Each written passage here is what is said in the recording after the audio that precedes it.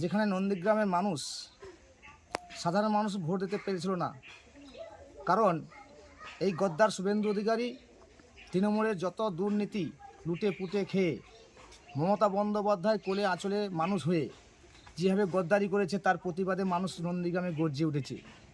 শুভেন্দু অধিকারীকে শিক্ষা দেওয়ার জন্য নন্দীগ্রাম মানুষ তৈরি আছে। আগাম তার প্রস্তুতি শুরু করে দিয়েছে নন্দীগ্রাম তার শুভেন্দু অধিকারীর গড়ে।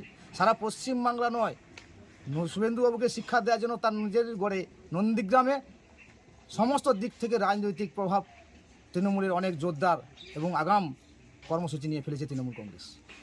বিজেপি নেতৃত্ব দাবি করেন এই ভেকুটিয়া গ্রাম পঞ্চায়েত তাদের একটা শক্ত ঘাঁটি। সেই ভেকুটিয়া গ্রাম পঞ্চায়েত থেকে আপনারা আজকে দেয়া লিখন শুরু করলেন।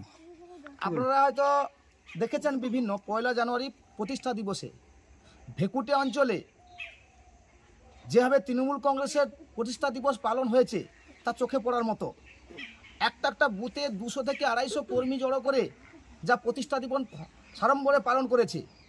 বিজেপিতে এখন যদি একটা বুথে লোক জড়ো করতে বলে 10,000 বেশি লোক বেরাবে না, কারণ যে আশায় মানুষ বিজেপিকে পঞ্চায়েতে এনেছিল সে আশায় মানুষ জল ঢেলে দিয়েছে বিজেপি যারা দায়িত্বে আছে।